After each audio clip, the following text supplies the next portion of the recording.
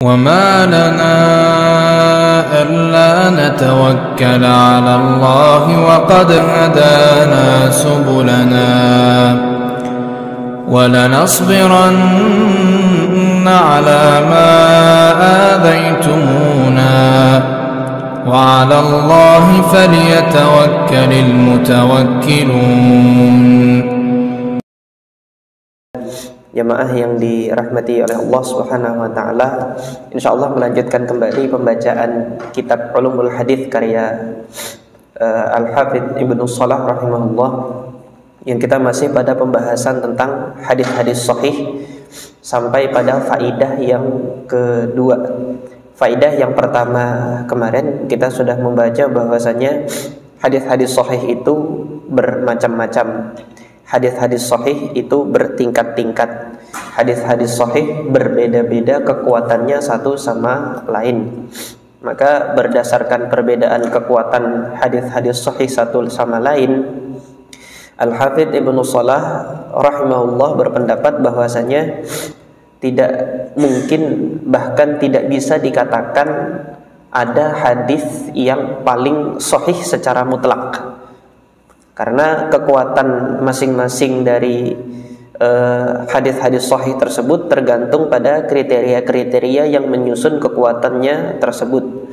Kriteria yang pertama yaitu bersambungnya sanad. Bersambungnya sanad antar satu hadis dengan hadis yang lain itu berbeda-beda. Tidak bisa nanti dikatakan ini paling sahih secara mutlak. Sebagaimana juga kita manusia, nggak ada yang dikatakan paling pintar secara mutlak gitu, paling ahli di bidang hadis secara mutlak, atau paling ahli di bidang fikih secara mutlak. Para ulama nanti yang mungkin pakar di bidang mazhab Syafi'i misalnya, nanti ada beberapa permasalahan yang dia memiliki kekurangan, kekeliruan di dalam menetapkan hukum ijtihadnya, berbeda dengan ulama-ulama yang lain, meskipun nanti berasal dari satu madhab, berasal dari satu madrasah yang sama, yaitu madrasah madhab tertentu misalnya. Nah, ini yang demikian ini memang sunnatullah, bahwasanya tidak bisa kita katakan sesuatu itu paling kuat secara mutlak, terlebih lagi nanti di dalam menentukan kesahihan suatu hadis. Nah, maka malam hari ini kita lanjutkan kepada faidah yang kedua. Mohon maaf jamaah sekalian, malam hari ini mungkin tidak bisa kita tampakkan dengan slide karena Al-Akh Aan mungkin berhalangan hadir untuk membawa proyektornya. Jadi malam hari ini kita belum bisa menyampaikan menggunakan slide, tapi nanti teman-teman yang mengikuti melalui channel YouTube atau mengikuti melalui fanpage Mishkat Media, insya Allah sudah saya kirim slide-nya ke admin. Nanti antum bisa lihat slide-nya ada di situ. Slide-nya terdiri dari terjemahan terhadap ucapannya Al-Hafidz Ibnu Shalah dan bagan penggambaran periwayatan hadis yang dimaksudkan oleh Al-Hafidz Ibnu Shalah dalam penjelasan beliau untuk faidah yang kedua ini. Atsaniyah, kata Al-Hafidz Ibnu Shalah rahimahullah, atsaniyah, faidah yang kedua. Idza wajadna fi ma yurwa min ajza'il hadis wa ghairiha, kalau kita dapatkan fima yurwa, terhadap sesuatu yang diriwayatkan, min ajza'il hadis, dari juz-juz hadis. Nah, ini mohon maaf mungkin kalau sebagian teman-teman menerjemahkannya secara letterlock, secara harfiah, ajza'ul hadis itu kan bagian-bagian hadis. Jangan dikira nanti satu hadis dipenggal-penggal gitu. Enggak. Ajza'ul hadis itu adalah literatur kitab hadis yang secara bentuknya atau secara ketebalan lembarannya itu lebih sedikit daripada kitab-kitab himpunan hadis yang lain. Artinya kalau antum mendapati Sahih Bukhari itu ada sekitar 4.000 hadis, Ajzaul hadis itu isinya nggak sampai 100 hadis. Jadi dia lembaran-lembaran kecil. Biasanya Ajzaul hadis ini merupakan catatan-catatan hadis ulama-ulama hadis tertentu yang beliau sampaikan dalam beberapa majelis. Nah, ini diantara manuskrip-manuskrip yang sampai kepada kita untuk kitab-kitab Ajzaul hadis ini. Di antaranya ini karena nggak ada slide, jadi saya belum bisa menunjukkan ini kan contoh di antara kitab Ajzaul hadis yang sudah diterbitkan oleh beberapa penerbit. Di antaranya ada juz'un fihi min haditsil wain. Jadi juz'un ada bagian juz, lembaran-lembaran yang di dalamnya itu berisi catatan hadis-hadis dari Al-Hafidz Abu Ja'far Muhammad ibnu Sulaiman Al-Missisi, atau yang lebih dikenal dengan lakopnya Luwain. Oleh karena itu dinamakan lembaran ini disebut dengan lembaran juz'un fihi min hadithi Luwain. Jadi bagian lembaran yang berisi catatan hadis-hadisnya Al-Hafidz Abu Ja'far Muhammad ibn Sulaiman. Kemudian di antara contoh kitab ajza hadithiyah, juz'un hadis, terdapat lembaran manuskrip yang kemudian dinamakan juz'un fihi min hadithi Abi Sa'id Al-Ashajji. Itu kumpulan dari hadis-hadisnya Abu Sa'id Al-Ashajji, dihimpun dalam catatan kecil yang kemudian diberi nama juz'un. Singkatnya, juz'un itu adalah salah satu dari ragam literatur kitab-kitab himpunan hadis, kitab-kitab mutunul hadis, tetapi dalam bentuk yang dia lebih kecil dan jumlah hadisnya juga lebih sedikit daripada kitab-kitab himpunan hadis yang besar seperti Kutubus Sittah dan kitab-kitab yang lain. Ini singkatnya ajza hadithiyah. Nah, yang dimaksudkan dari perkataannya Al-Hafidz Ibnu Shalah rahimahullah, kalau kita dapati nanti di dalam lembaran catatan-catatan hadis yang kita temui itu, entah milik Al-Hafidz siapa, milik Al-Hafidz siapa, milik Al-Hafidz siapa gitu kan. Ini banyak tersebar. Wa ghairiha, atau dalam sumber literatur catatan hadis yang lain gitu kan. Di dalam hadis tersebut kita dapati bahwasanya sanad periwayatannya itu sahih gitu. Haditsan sahihal isnad, suatu hadis yang sanadnya sahih. Walam najidhu fi ahadis sahihain, tetapi hadis tersebut tidak kita dapati di dalam salah satu dari kitab sahihain, yaitu Sahih Bukhari dan Sahih Muslim. Wala mansusan ala sihhatihi, tidak pula ada keterangan penilaian sahih oleh para imam ahli hadis yang masyhur yang diakui fi syai'in min musannafati a'immatil haditsil mu'tamadah al-masyhurah, yang didapati di dalam kitab-kitab hadis besar, dan kitab-kitab hadis tersebut sudah masyhur dan sudah diakui. Seperti misalnya kalau kita tidak mendapati di dalam Sahihain, kita tidak pula didapati dalam Sunan At-Tirmidzi. Al-Imam At-Tirmidzi kan meskipun tidak mensyaratkan hadisnya harus sahih, Imam Tirmidzi memberikan hukum keterangan sahih terhadap beberapa hadis yang beliau riwayatkan di dalam sunan beliau tersebut. Nah, ketika kita tidak mendapatkan, intinya di sini keterangan dari ucapan Al-Hafidz Ibnu Shalah di sini, kalau kita mendapatkan suatu hadis sanadnya sahih tetapi hadis tersebut tidak terdapat di dalam kitab-kitab atau sumber literatur yang terkenal, masyhur, diakui, tetapi sanadnya sahih gitu.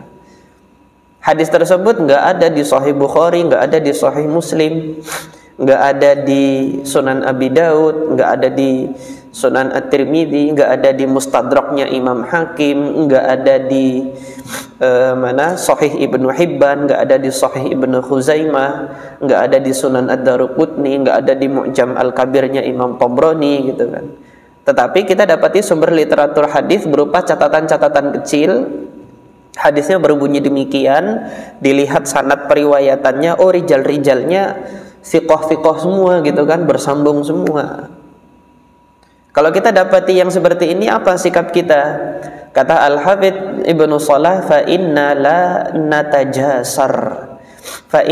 natajasaru ala jazmil hukmi bi sihhatihi. Maka kita tidak tergesa-gesa, tidak terburu-buru untuk menegaskan hukum kesahihan hadis tersebut.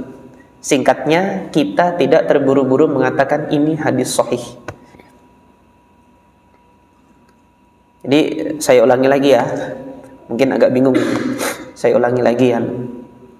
Kalau kita dapatkan hadis, dikatakan ini hadis Nabi nih, ada sanadnya di situ.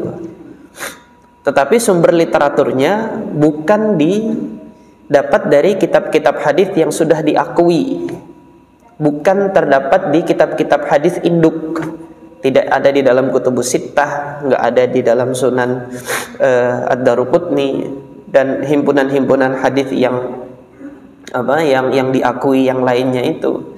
Tetapi kita dapat dari catatan-catatan kecil gitu. Antum nanti dapat manuskrip di perpustakaan mana gitu kan, lembaran tersebut masih bertuliskan tulisan tangan, oh ternyata ada hadis Nabi begini gitu loh. Terus dilihat rawi-rawinya, antum kenal perawi-perawinya, oh fulan. Ketika kemarin belajar ilmu rijal gitu kan, oh ini fulan ini ada disebutkan dalam Tahdzibul Kamal, dia thiqah ini.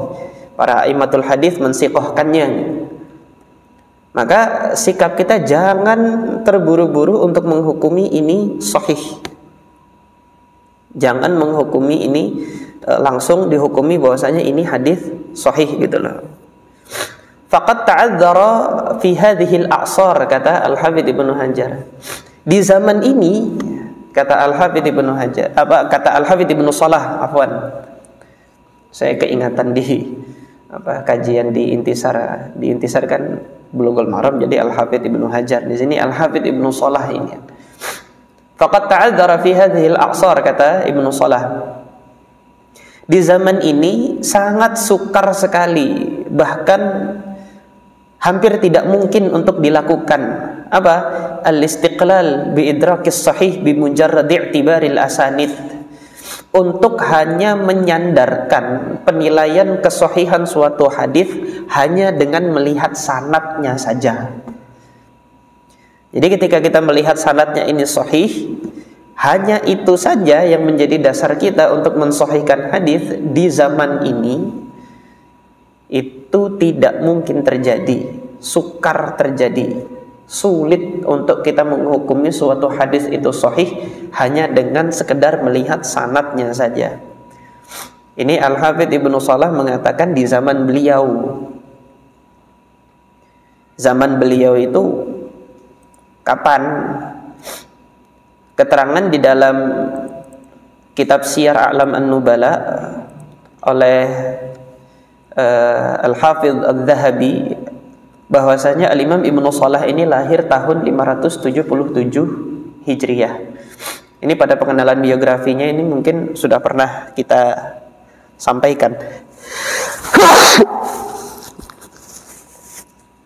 Dan wafat tahun 643 Hijriah.